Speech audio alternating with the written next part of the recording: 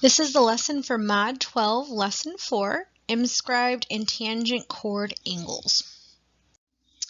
In this lesson, the goals are going to be talking about what an inscribed angle is and using that property to find angles and arcs. We're also going to use properties of tangent chord angles, which are very similar properties to inscribed angles, to find angles and arcs.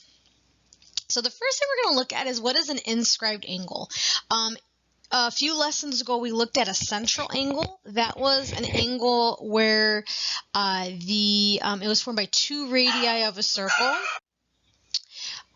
So a central angle, for example, if we had that the arc was 100 degrees, the central angle would be the same measurement, which was also 100 degrees. An inscribed angle is an angle where instead of the vertex of the angle or the point of the angle being at the center, it's actually on the circle. So like angle B or ABC, you can see would actually be considered an inscribed angle. So the vertex you can see is on the circle versus at the center of the circle. And so we do still see that same relationship with the inscribed angle and the intercepted arc. It's just not necessarily the same measurement of like the 100 and 100. We're going to see that the angle is actually always half of that arc. So the more you pull back, the smaller the angle is going to be. So if I was to do 1/2 times the 100, or cut 100 in half, I would actually get that angle to be 50 degrees, right? So we're going to find that inscribed angles are going to be half of the intercepted arc, or half the arc, or if I take the angle and multiply it by 2, I'm going to get the arc. So it's that 1 to 2 relationship. When we talk about inscribed angles, if you're visually having a hard time seeing them, I definitely recommend using a highlighter. That's an easy tool you can use to identify angles a little easier. So the first thing we're looking at is we're trying to find angle Mpn. That's our first question. So if I look at Mpn,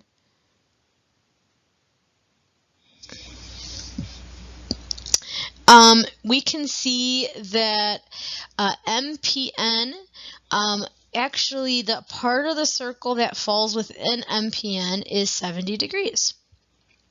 So Mpn, you can see though the vertex is on the circle. So I'm going to take 70 and divide it by 2, right? Or to multiply it by 1/2. So I do 70 divided by 2, I'm going to get 35 degrees. And so the measure of Mpn is going to be 35 degrees, right? So it's going to be half of that 70 degrees. The next one is if I look at PO. So PO, you can see is this arc right here. And if I look at an angle that has those endpoints of P and O, you can see it goes back to this 56 degree angle. You can see the 56 degree angle is inscribed. It's actually on the circle, right? So I know that if I know that half the arc is going to equal the inscribed angle.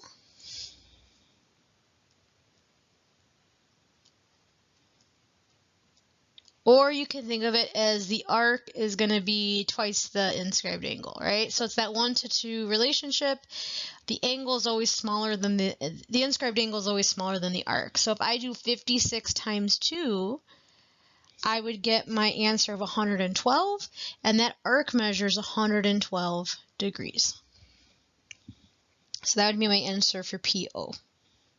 All right, for example 2, this again, it has a little more going on, but same concept. The first thing is I want to look at what I'm trying to find.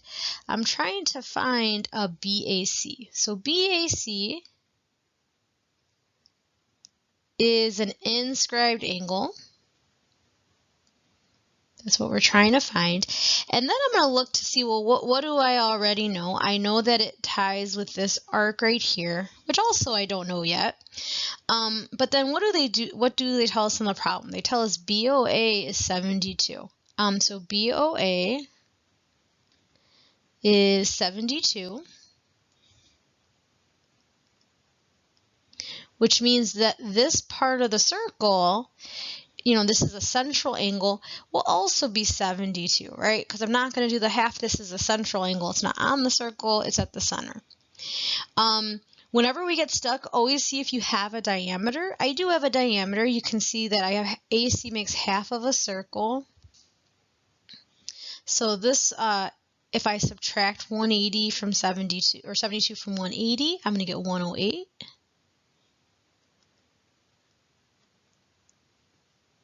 I have 108 degrees. And then again, we already identified BAC is what we're trying to find. And you can see now we have 108. That's the arc. So if I take 108 and divide it by 2, I'm going to get 54 degrees. And that would be my final answer. So we would get that the measure of BAC is 54 degrees. The next definition we're going to look at is a tangent chord. So that's if we have a tangent, in this case a tangent line, or it could be a tangent segment, and a chord in the circle. It's very similar. We're still going to have an angle where the vertex is on the circle. So it's going to have a very similar relationship where it's like a 1-to-2 relationship. So the measure that's formed is going to be half of the intercepted arc. So for example, if BC, they tell us, is 100 degrees, then angle ABC, that part of the circle falls in that angle. So 100 divided by 2 is 50. So it's still the same relationship. We like to think if an angle's on the circle, it's going to be, half the arc is going to be the angle. Example 1 and 2 are kind of similar. So example 1, it says, well, what's the measure of angle 1?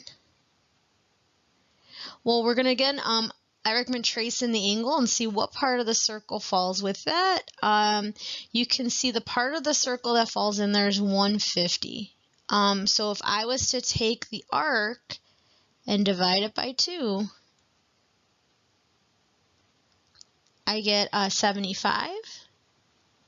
So angle 1 is 75.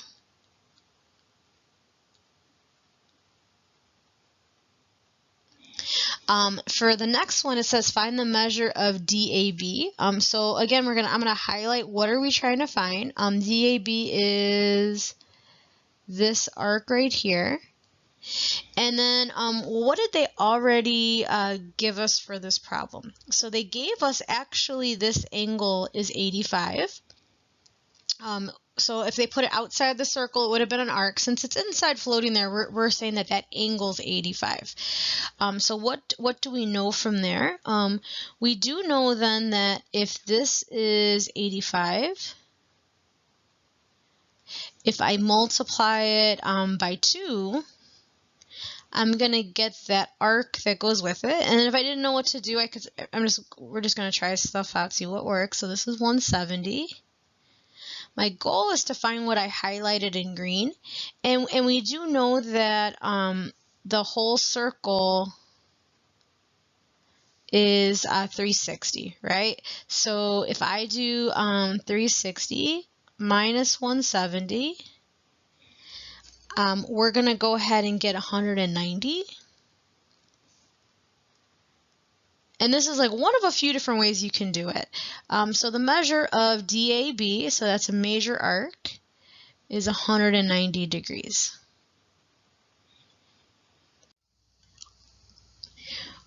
If you have questions, make sure you are trying the U-Try problems and then asking for help during class, signing up for T-Bolt time, or getting help in the center.